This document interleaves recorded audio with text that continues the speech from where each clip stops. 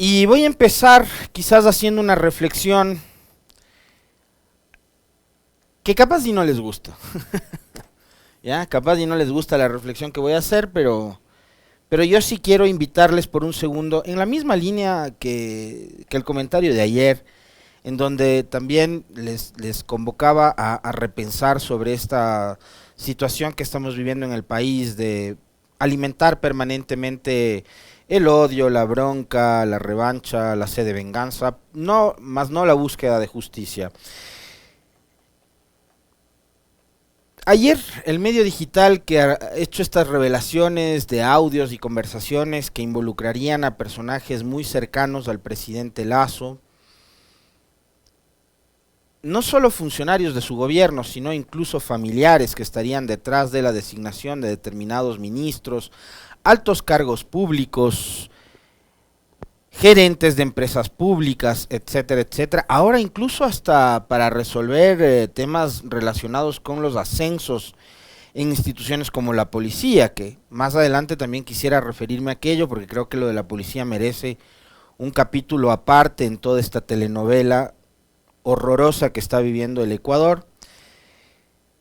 Pero con respecto a las revelaciones de ayer, quiero invitarles, les decía hace unos segundos, a reflexionar y a pensar sobre algo.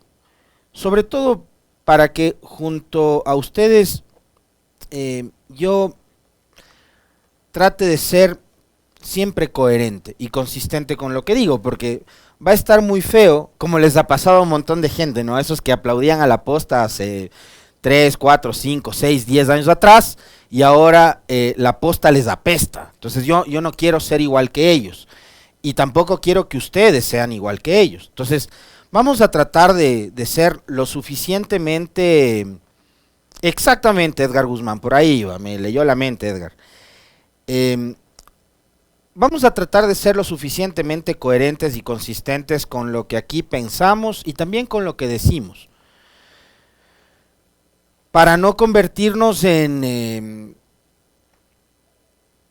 fanáticos que apoyan ciegamente una suerte de relato, de narrativa o de tendencia y que están empujando, soplando muy fuerte para que todo este desastre en lo que se ha convertido el Ecuador, que es una suerte como de castillo de naipes, se vaya al piso, ¿no? Y se vaya al traste. Las revelaciones que hace ayer el medio digital en una comparecencia ante la Asamblea Nacional tienen su origen en un informe de inteligencia de antinarcóticos de la policía. Y para tratar de ser coherentes y consistentes con lo que uno dice y piensa, les invito por un segundo a dar de lado y lado el beneficio de la duda.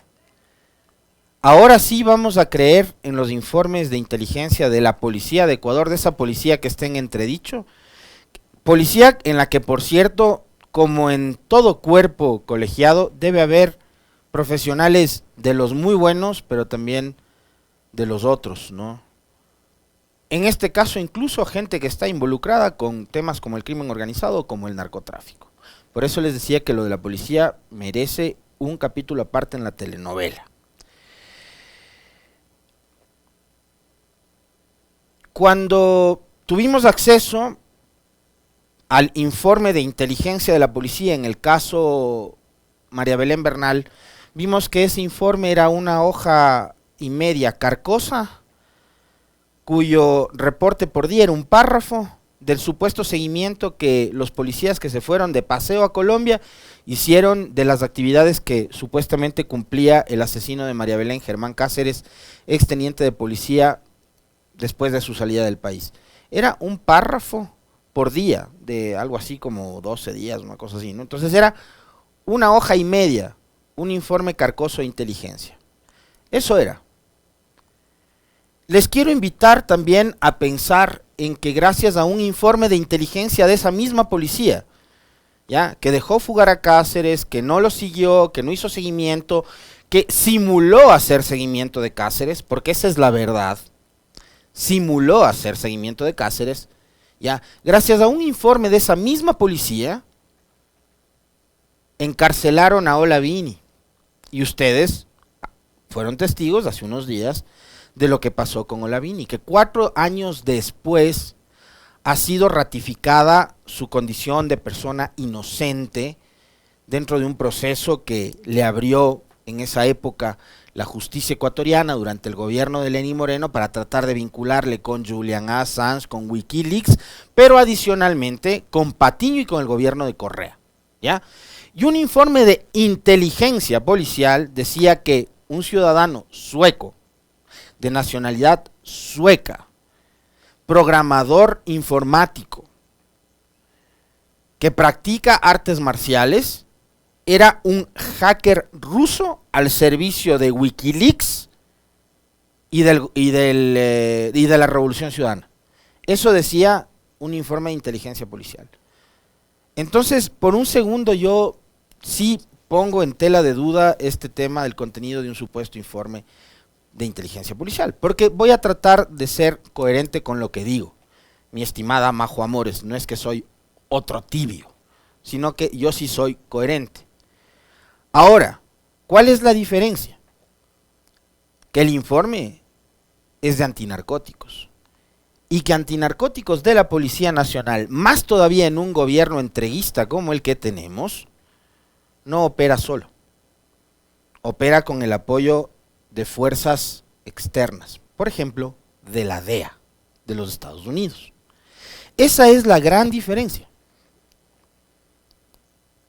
Y acá los seguimientos que han hecho de antinarcóticos dan cuenta de reuniones, de citas, de encuentros que habría mantenido un personaje como Cherres, que es muy cercano a Danilo Carrera, que a la vez es nada más y nada menos que el cuñado del presidente de la República, Guillermo Lasso. O sea, yo sí quiero que no dejen de pensar en estos episodios, porque ahora resulta que, la policía han sido superhéroes, ¿no? Y creo que hay que pensar también en quiénes fueron los personajes que intentaron archivar este caso, quienes intentaron destruirlo para que no se sepa la verdad. Y recordarán ustedes que cuando, por ejemplo, ocurrió lo de María Belén, a mí sí me quedó una sensación de profunda, más que indignación, curiosidad, cuando llega el comandante en jefe, ¿no?, de la policía, de las Fuerzas Armadas, del Estado ecuatoriano, el señor Lasso, el presidente de la República, el excelentísimo señor presidente de la República. Y dijo que aquí van a rodar cabezas, que van a volar cabezas, que va a destituir a 12 generales y no sé qué, no sé cuánto, ¿no? Eso fue lo que dijo. Pidió la baja de, me parece que el uno era Goyes y el otro era Ponce. Bueno, Giovanni Ponce, que era uno de los generales que había sido destituido, entre comillas, por orden del jefe de Estado, comandante en jefe de la Policía y Fuerzas Armadas, es uno de los generales que pidió el archivo de esta información.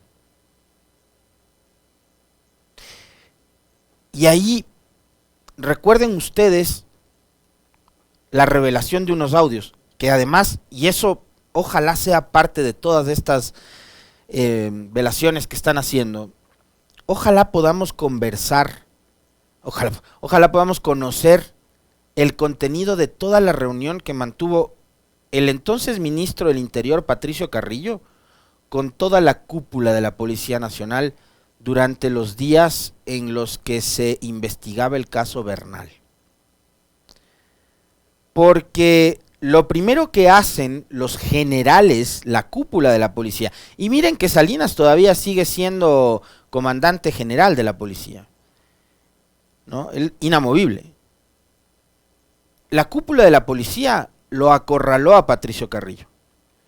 Que no, Patricio Carrillo no es ninguna víctima en este caso, es parte de todo este desastre, y me parece muy bien que vaya a juicio político, y ojalá existan no los 92 que se necesita, sino muchísimos más votos como para censurar a un tipo que fue nefasto, no solo para la policía, no solo para la seguridad, sino para todo el país, como lo es Patricio Carrillo. Y en esa reunión los generales lo acorralaron a Carrillo. Y le dijeron: aquí si va a rodar una cabeza es la tuya la que va a rodar, que es cabeza política.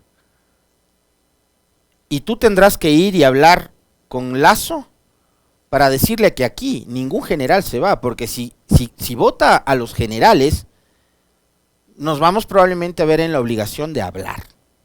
Ahora, ¿qué es lo que pueden revelar los policías? Y ya vamos a seguir atando poco a poco cabos, y no se pueden perder, obviamente, la primera entrevista que va a ser con el economista Andrés Arauz, que sabe y mucho sobre la situación financiera del país y cómo en este caso el presidente Lasso habría puesto incluso en juego su propio patrimonio.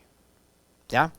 Entonces, pregúntense ustedes, les invito a que se pregunten, ¿por qué Guillermo Lasso reculó a la hora de mantener su decisión de dar de baja a los generales?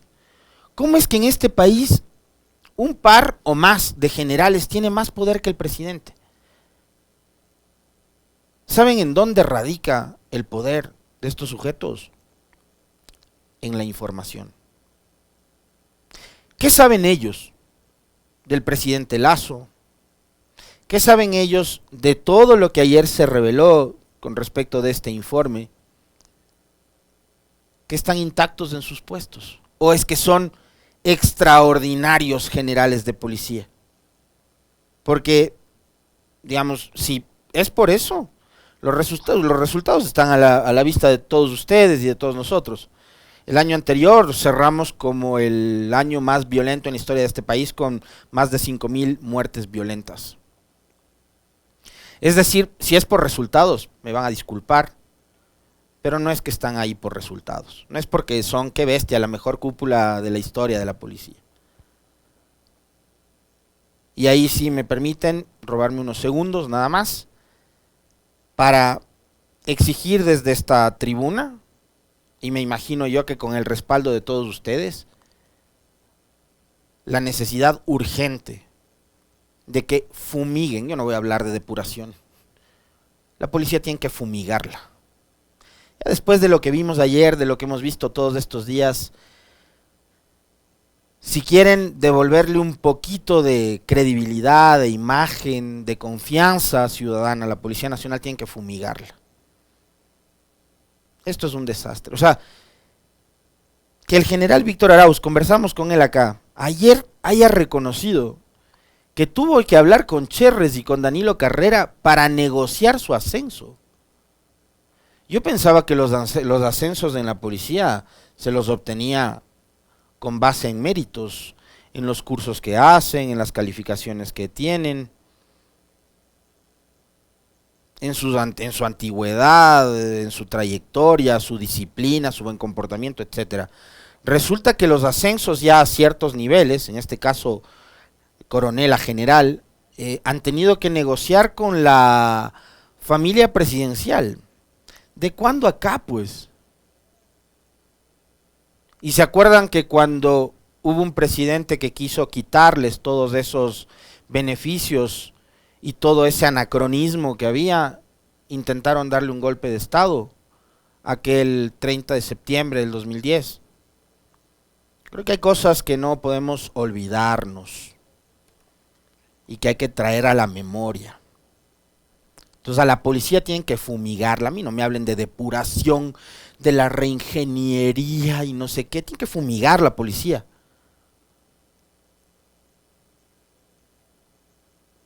Preocupante, sí, ¿saben? E indignante a la vez, porque a todos los que votaron no, y esto habrá que repetirlo permanentemente, incluso nos etiquetaron, ¿no? Yo a partir de noviembre, ¿se acuerdan? Yo era narcoperiodista, para los Vera, para los Pazares, para toda esta gente que estaba en el entorno presidencial y que eran los portavoces de la tesis del sí y de la consulta popular.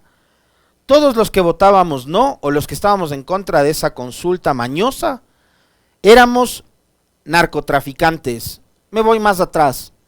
Todos los que estaban en contra del gobierno durante las protestas de junio eran narcotraficantes. Les invito a que revisen ustedes, googleen, vayan a YouTube y busquen la entrevista del presidente Lasso durante su gira por los Estados Unidos con el canal NTN 24 de Colombia, en donde el presidente Lasso, riéndose, burlándose, decía que hay narcopolíticos en este país. Y el periodista también entre comillas, le decía, pero esos narcopolíticos son correístas, ¿verdad? Y Lasso se reía, y el periodista le insistía, pero son correístas los narcos, ¿verdad? Y Lasso se seguía riendo y se burlaba, y después el periodista por tercera vez le dijo, pero presidente, confírmeme, ¿son correístas los narcotraficantes en el Ecuador? Y Lasso finalmente dijo, sí, jajaja, puede ser. ¿Y ahora? ¿Qué nos dice, presidente? Según un medio de comunicación que fue parte de la plataforma mediática que le ayudó a usted a llegar a donde está, porque para mí tampoco son superhéroes, ¿ya? Allá los que quieran hacer de la posta hoy superhéroes, yo no cuenten conmigo para eso, ¿ya? Porque Lasso está ahí también, gracias a ellos. Los que le decían cabrón a Leonidas dice, ¿se acuerdan? Ya, ellos.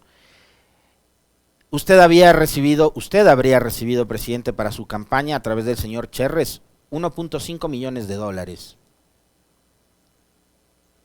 Van a tener que justificar.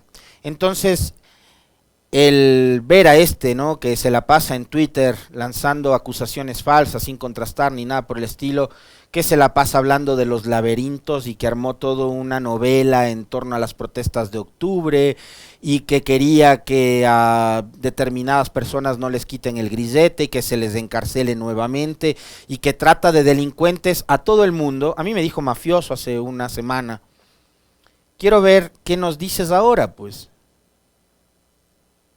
Que tu presidente y tu gobierno están señalados por tus propios amigos, basados en un informe de antinarcóticos, de haber recibido $1 millón para la campaña electoral del 2021.